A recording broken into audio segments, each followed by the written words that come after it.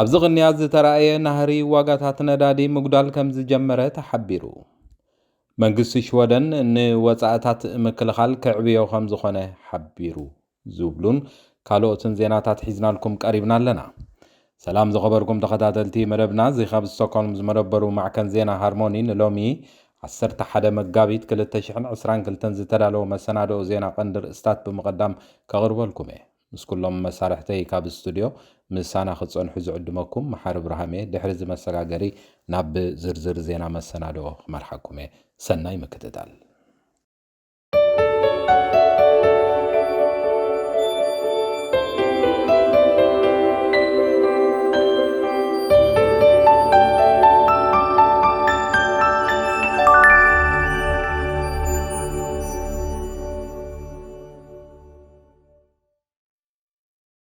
ብሰንኪቲ ኣብ ዓለም ለኻዊ ሃገራውን ቅልውላው ውግእን ቁጠባን ብናህሪ ዝውስኽ ዝጸንሐ ዋጋታት ነዳዲ ዋጋታት ኣብ ዝኽልተ መዓልቲ ብተኸታታሊ ይንክይ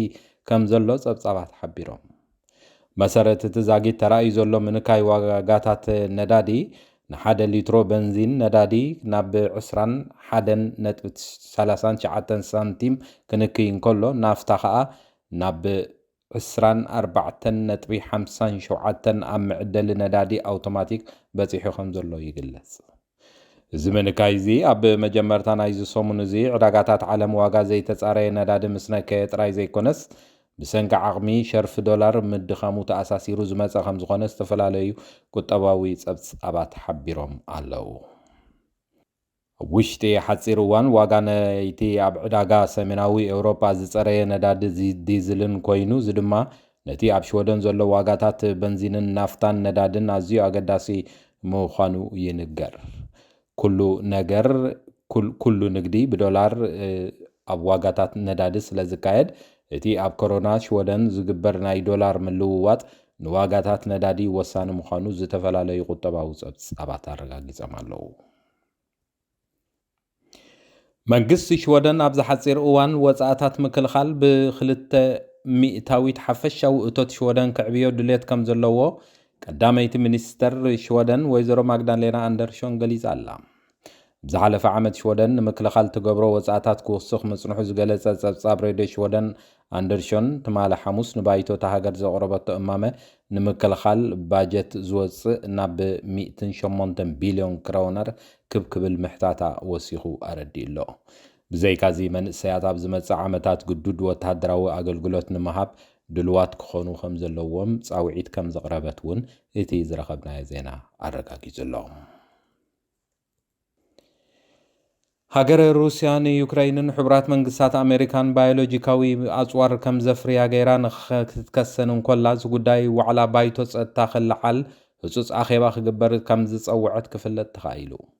እቶም ሩስያ በዚ ከምዚ ናይ ገዛእ ርእሳ ባዮሎጂካዊ መጥቃዕቲ ትፍጽም ከም ዘላ ዘጠንቀቑ ሕቡራት መንግስታት ኣሜሪካን ዩክራይንን ግን ነዚ ኣትሪሮም ነጺጎም ኣለዉ። ውግእ ቅድሚ ምጅማሩ ሒደት ሰሙናት ኣቐዲሙ ሩስያ ንዩክራይን ኣብ ልዕሊ መጥቃዕቲ ንምውራድ ኑክሌራዊ ኣጽዋርን ካልእ ናውትን ተፍሪ ከም ዘላ ገይራ ከም ዝኸሰሰታ ዝዝከር ኮይኑ ኣብ መጀመርያ ናይዚ ሰሙን እዚ ኣፈኛ ሚኒስትሪ ወፃኢ ጉዳያት ማርያ ሻካሮቫ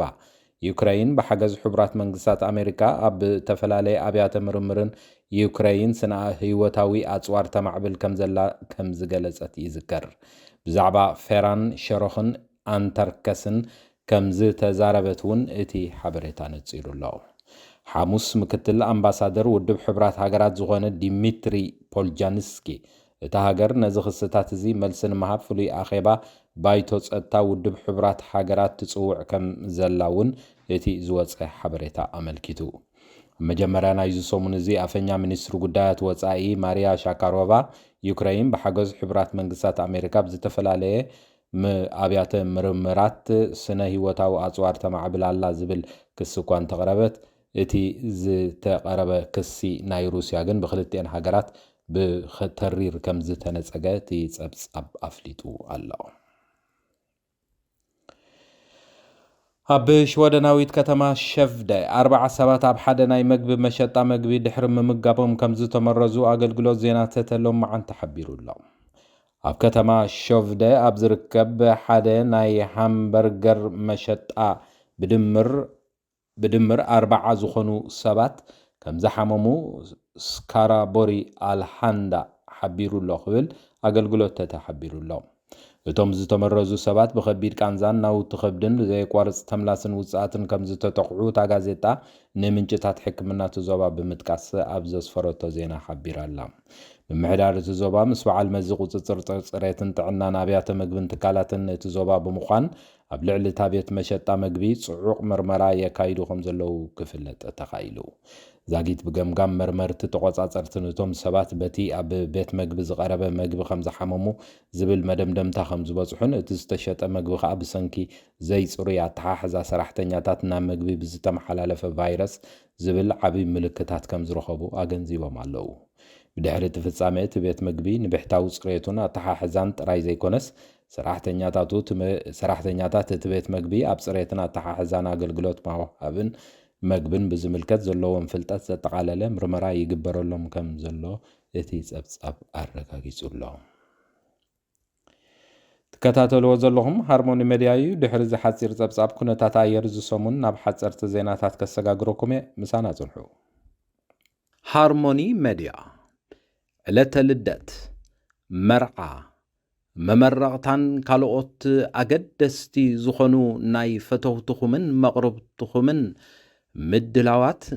ናይ እንቋዕ ሓጎሰኩምን እንቋዕ ኣብቅዓኩምን መልእኽትታት ንምምሕልላፍ ዘኽእለኩም መደብ ጀሚርና ከም ዘለና በዝጋጣሚ እዚ ንኹልኹም ተኸታተልቲ ሃርሞኒ ሚድያ ንሕብር ንኹልኹም ፈተውትኹምን መቕረብትኹምን እንቋዕ ኣብቅዓኩም ንምባል ኣብ ትደሊሉ እዋን ሃርሞኒ ሚድያ ዕድል ከፊትልኩም ስለ ዘሎ ተጠቀምሉ